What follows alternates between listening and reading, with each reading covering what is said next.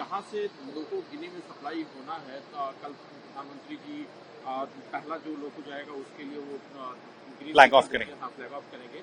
पूरा जो ये प्रोजेक्ट है उसके बारे में एक ब्रीफ। तो सिमांडू प्रोजेक्ट जो है it is one of the largest iron ore projects in the world. ये प्रोजेक्ट जैसे कि मैंने बताया सिमांडू जो है इसकी प्योरिटी आयरन ओर की करीबन 65% है, जो कि बहुत ही अच्छी क्वालिटी का आयरन हो रहे। यहाँ पे 2 क्रिटिकल माइन डिविजन्स हैं जहां से माइनिंग होगी और उसके बाद 620 किलोमीटर दूर ये पोर्ट पे आयरन ओर शिप होगा जो कि रेल के द्वारा किया जाएगा और फिर इसके बाद इसका एक्सपोर्ट विभिन्न देशों में किया जाएगा।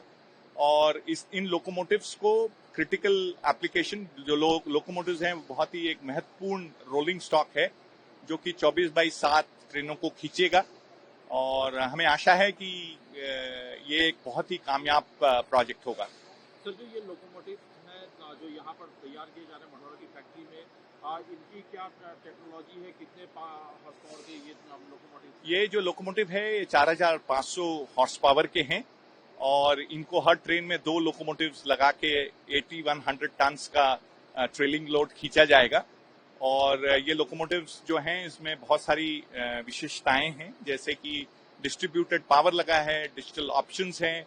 एक जो चीज फर्क है भारतीय लोको से वो ये है कि इसकी जो कपलर हाइट है वो 876 mm है, जबकि इंडियन लोको की कपलर हाइट 1090 है।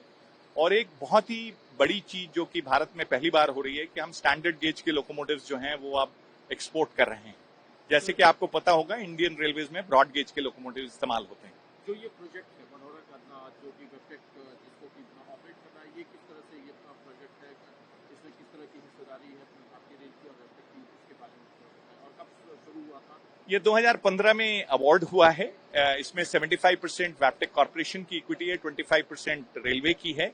और ये प्रोजेक्ट की जमीन को हमको 9 फीट उठाना पड़ा और उसके बाद ये प्रोजेक्ट का start of operation is in 2018। 7 साल में हमने 726 लोकोमोटिव सप्लाई किए हैं और आगे चल के भी हम इसको करते रहेंगे।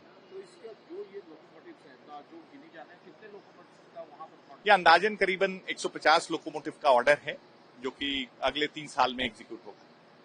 सर, जो ये मैन्युफैक्चरिंग यहाँ पर होती है मेड इन इंडिया के लाइन पर ये मैन्युफैक्चरिंग हो रही है, तो इसकी मेंटेनेंस किस तरह से की जाती है? इसकी मेंटेनेंस इंडिया में तो विभिन्न जो 4 शेड हैं जो कि एलोकेट हुए हैं रोजा, गांधीधाम, गुटी और सिलीगुड़ी में, तो हर शेड में 250 लोकोमोटिव मेंटेन होंगे और जो ये लोकोमोटिव गिनी जाएगा वहां पे भी मेंटेनेंस शेड बनेंगे जहां पे इसकी मेंटेनेंस होगी।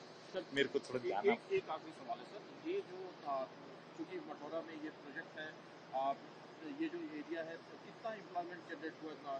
तो ओवरऑल इस प्रोजेक्ट में 1500 से ऊपर के लोगों का एम्प्लॉयमेंट हुआ है और इसमें जो 99% मैन पावर है वो बिहार की है। लोकोमोटिव कल पीएम पहले लोकोमोटिव को फ्लैग ऑफ करेंगे ना, जो ये पूरा प्रोजेक्ट है उसके बारे में बताएं। ये मढ़ौरा डीजल लोकोमोटिव प्लांट जो है भारतीय रेल का एक ड्रीम प्रोजेक्ट है, जिसके तहत पहले हम लोग लोकोमोटिव की सप्लाई इंडियन रेलवे सिस्टम में की जा रही थी।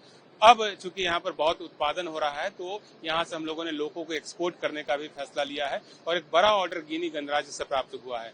वहां पर स्टैंडर्ड गेज के लोकोमोटिव्स की आवश्यकता थी और उसी के मद्देनजर प्लांट को मॉडिफाई करके स्टैंडर्ड गेज लोकोमोटिव का उत्पादन प्रारंभ किया गया है और 150 लोकोमोटिव अगले 3 साल में गिनी गणराज्य को भेजे जाने हैं। वहां पर एक आयरन ओर का बहुत बड़ा खदान मिला है, उस खदान में ही इसको लगाया जाएगा। एक लोकोमोटिव की जो क्षमता है वो 4500 हॉर्स पावर की है। 2 लोकोमोटिव मिलाकर के यदि काम करेगा तो 9000 हॉर्स पावर के साथ सिंगल कैब की मदद से हम लोग पूरा का पूरा लोड जो 100 वैगन का होता है उसको पुल करने में सफल हो पाएंगे। तो निश्चित रूप से भारत देश के लिए एक बहुत बड़ी उपलब्धि है और इस प्लांट के लिए भी बहुत बड़ी उपलब्धि है।